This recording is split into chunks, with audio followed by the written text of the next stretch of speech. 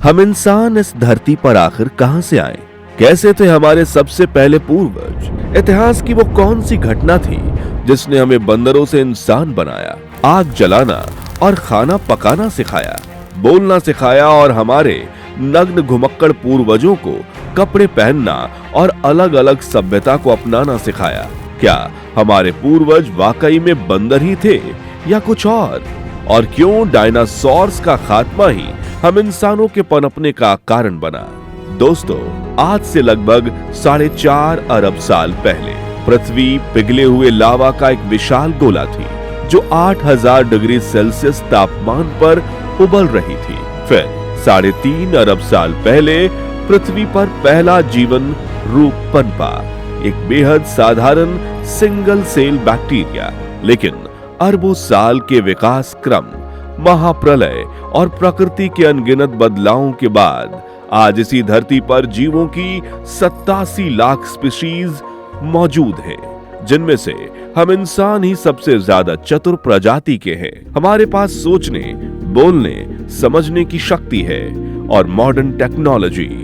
हम अलग अलग भाषाएं और संस्कृति में हैं, लेकिन सवाल यही है कि इतनी कॉम्प्लेक्स लाइफ आखिर बनी कैसे, और कैसे अरबों साल के इवैल्यूएशन ने इस धरती को जीवन से भर दिया। जानेंगे पृथ्वी पर जीवन की उत्पत्ति और इंसान के बनने तक के इस अद्भुत सफर की पूरी कहानी आज के इस वीडियो में। लेकिन उससे पहले नए दर्शक प्लीज चैनल को सब्सक्राइब जरूर कीजिए। दोस्तों, इस रोमांचक सफर की शुरुआत होती है करीब 4 अरब साल पहले, जब अंतरिक्ष में भटकता हुआ थिया नाम का एक विशाल ग्रह पृथ्वी से आकर टकरा जाता है। यह टक्कर इतनी जबरदस्त थी कि पृथ्वी का लगभग 25% हिस्सा चट्टानों के रूप में टूटकर अंतरिक्ष में फैल गया।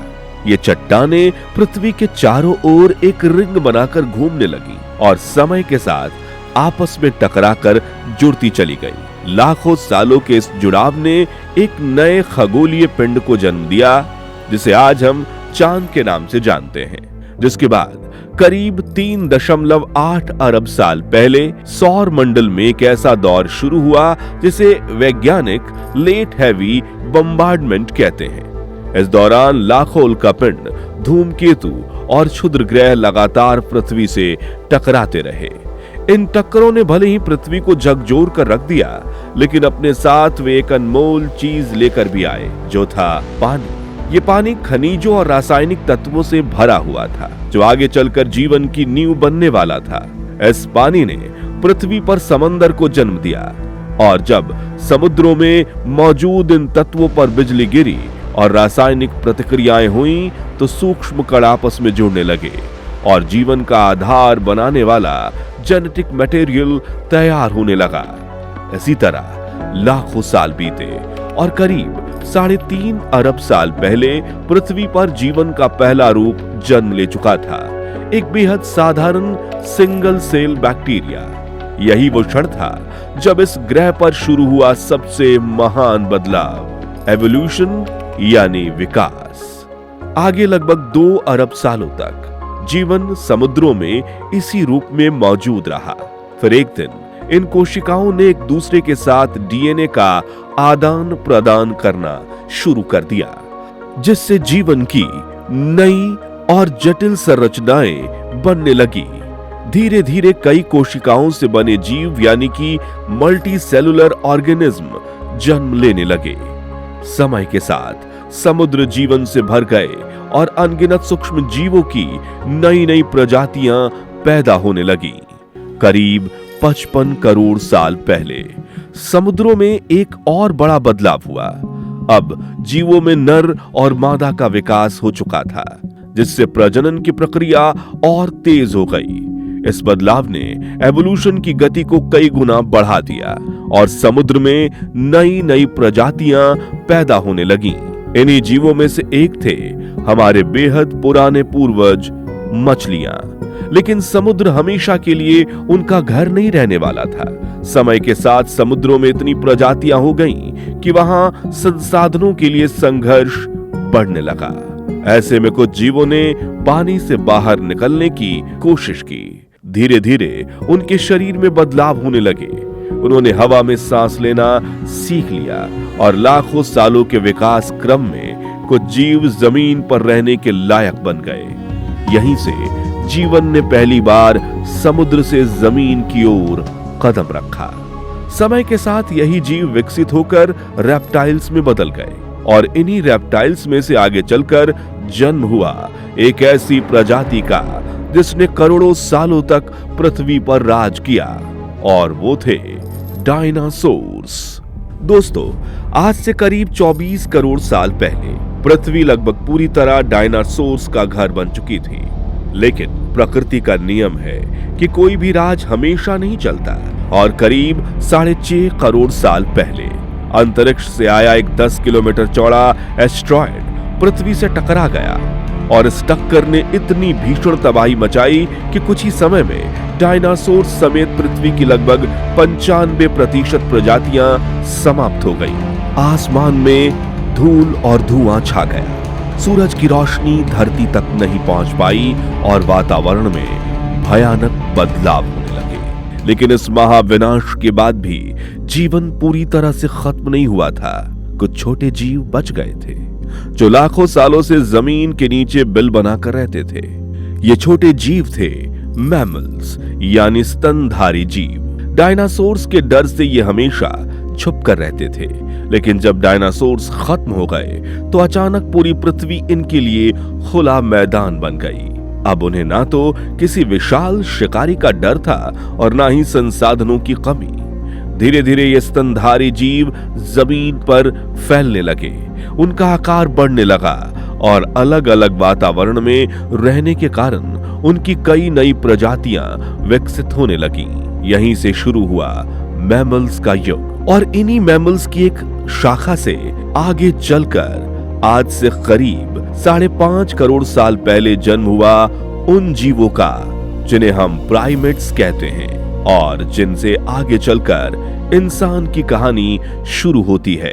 आम तौर पर हम प्राकृतिक घटनाओं से डरते हैं, लेकिन आज से करीब 2.5 करोड़ साल पहले एक ऐसी प्राकृतिक घटना हुई जिसके हम सभी शुक्रगुजार हैं, क्योंकि उसी घटना ने इन प्राइमेट्स को मजबूर किया कि वो अपने पैरों पर खड़े हो जाएं।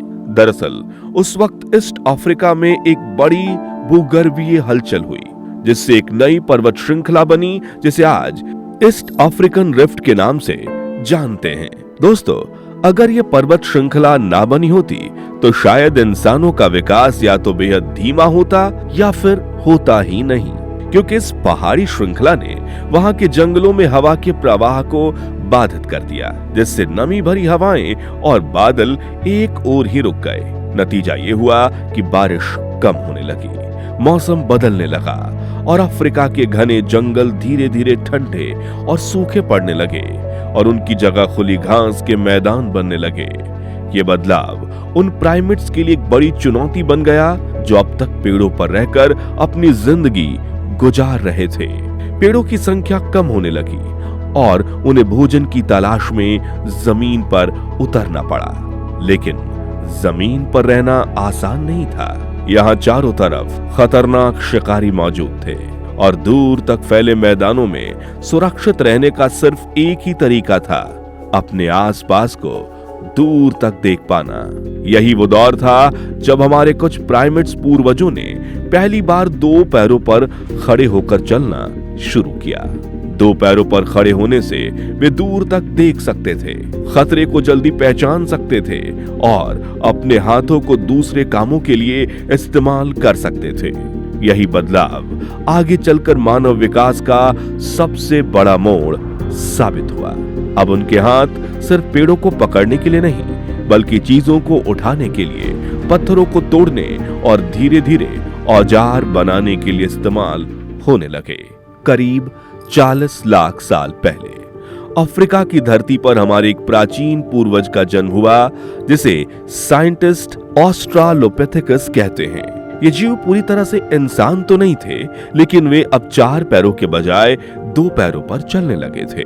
उनका शरीर बंदरों जैसा था, लेकिन उनका चलने का तरीका इंसानों जैसा बनने लगा था। समय के साथ साथ इन प्रजातियों का दिमाग भी धीरे धीरे विकसित होने लगा। फिर करीब 25 लाख साल पहले एवोल्यूशन ने एक और बड़ा कदम उठाया। अफ्रीका में एक नई प्रजाति का जन्म हुआ।